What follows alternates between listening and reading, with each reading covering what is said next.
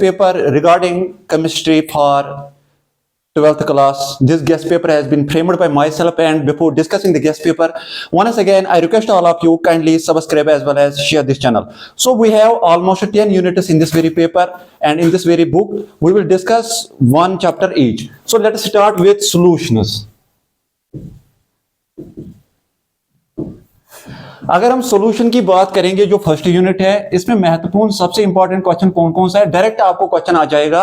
Molarity क्या होती है, नॉर्मलिटी क्या होती है, मोल फ्रैक्शन की भी बात हो जाएगी और मास फ्रैक्शन। शॉर्ट में जो क्वेश्चन आ जाएंगे, सो हमारे पास बन जाएगा शॉर्ट में क्वेश्चन मोलरिटी, नॉर्मलिटी,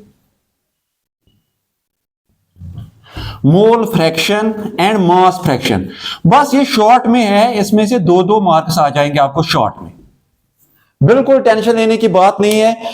4 क्वेश्चंस आपको याद करने हैं, शॉर्ट के ही क्वेश्चंस हैं। मोलरिटी क्या होती है, number of moles per litre. Normality क्या होती है, नंबर ऑफ ग्राम इक्विवेलेंट्स पर लीटर। सिमिलरली आपका mole fraction and mass fraction. इसके बाद जो लंबा सा क्वेश्चन बन जाएगा, लंबा भी नहीं है, 3-4 मार्क्स का है, दैट इज आपका Henry law, effect of pressure. Pressure की बात करनी है आप, हेनरीज लॉ डायरेक्ट आपका दूसरा क्वेश्चन बन जाएगा इसमें।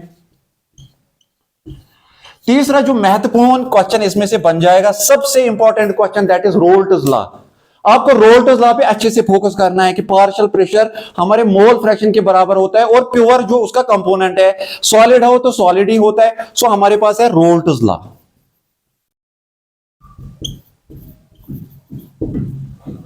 इसके बाद इसमें और एक क्वेश्चन आपका बन जाएगा, शॉर्ट 5 मार्क्स का क्वेश्चन बन जाएगा।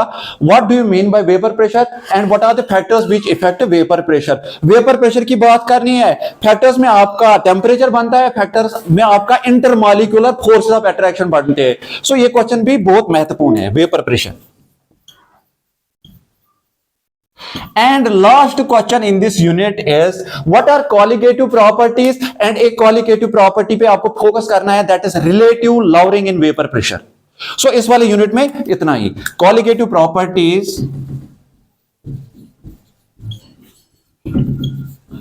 and relative lowering in vapor pressure, ये colligative property है, इस पे फोकस करना है, relative lowering in vapor pressure.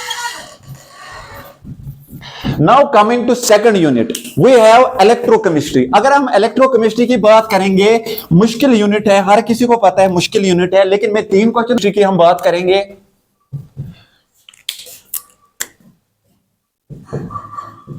नर्नेस्ट equation क्या होती है, और नर्नेस्ट इक्वेशन से हम इक्विलिब्रियम कांस्टेंट कैसे निकालेंगे। बिल्कुल इजी है, ये 10 मार्क्स का क्वेश्चन आपको डिटो आ जाएगा। दूसरा जो महत्वपूर्ण क्वेश्चन इसमें बन जाएगा, कंडक्टेंस क्या होती है, मोलर कंडक्टेंस क्या होती है, इक्विवेलेंट कंडक्टेंस क्या होती है, what are the factors which effect these 3 terms. इसमें आपका कंसंट्रेशन बन जाएगा।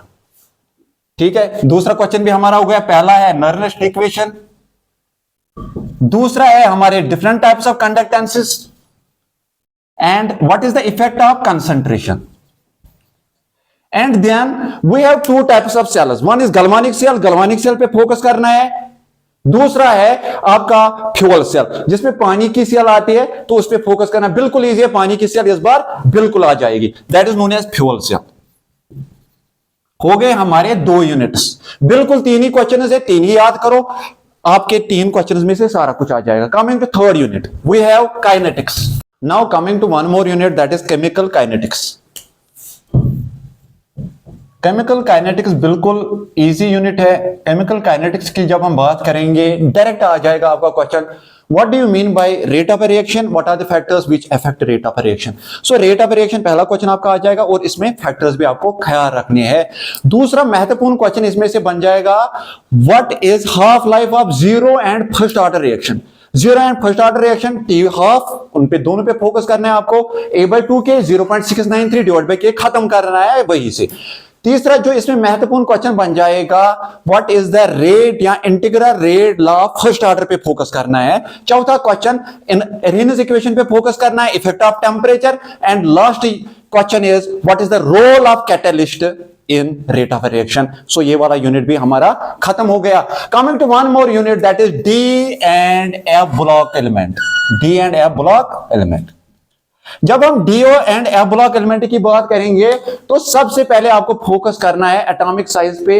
What is the variation of atomic and ionic size, उस पे आपको ख्याल रखना है, अच्छे से ख्याल रखना है, फोकस करना है इस क्वेश्चन पे। दूसरा, इलेक्ट्रॉनिक कॉन्फ़िगरेशन पे एक्सेप्शंस है, D4 D9 नहीं आएगा, D3 D6 D9 नहीं आ जाएगा, सो आपको ख्याल उस पे भी करना है। उसके बाद आपको ख्याल रखना है मैग्नेटिक प्रॉपर्टीज पे ख्याल रखना है, ऑक्सीडेशन स्टेट पे ख्याल रखना है इस वाले यूनिट में। And the most important question in this unit is what do you mean by lengthenide contraction, what are its causes and what is its consequences।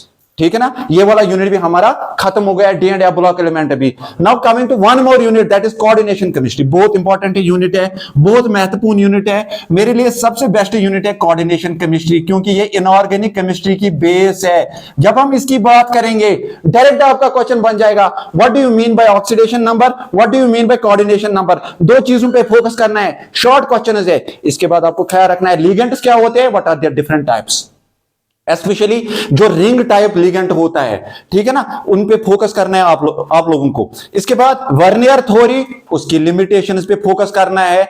उसके बाद आइसोमेरिज्म पे ख्याल रखना है, थोड़ा बहुत ख्याल रखना है।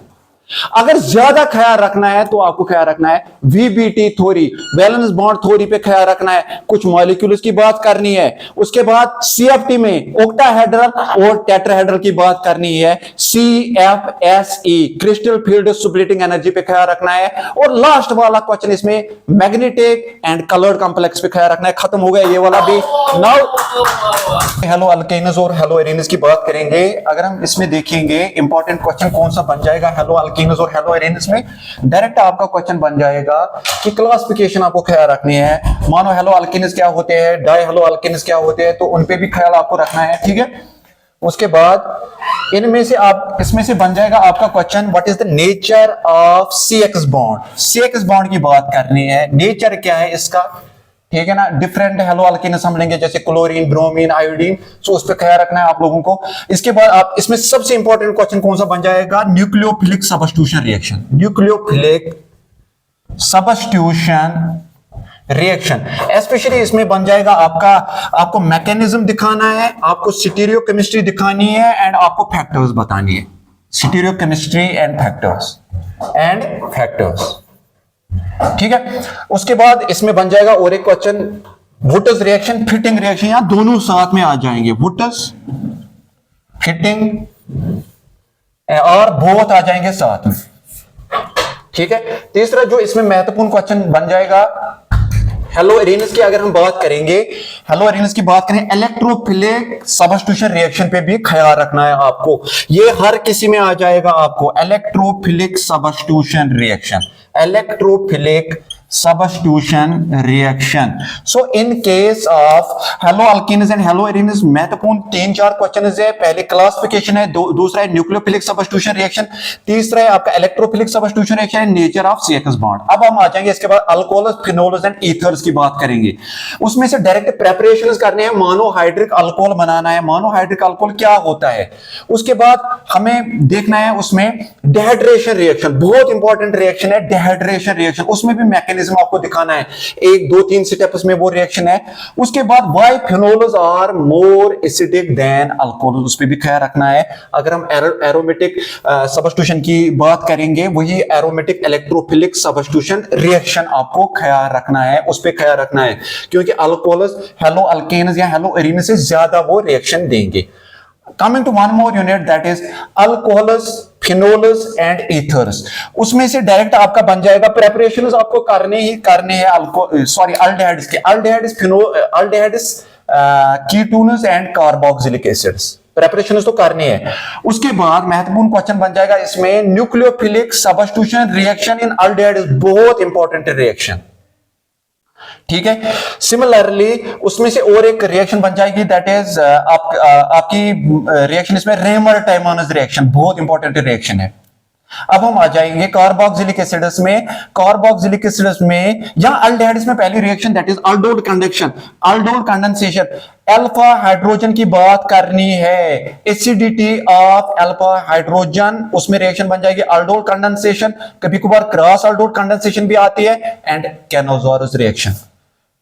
जब हम कार्बोक्सिलिक एसिड की बात करेंगे वहां एसिडिटी पे आपको फोकस करना है, एसिडिटी ऑफ कार्बोक्सिलिक एसिड्स, और उसमें HVZ reaction, Hell Volhard reaction, ठीक है ना, उस पे HVZ जिसको हम बोलते हैं, बुलहर्ड रिएक्शन जिसको हम बोलते हैं, सिंपली उस पे ख्याल रखना है। Coming to one more unit that is amines.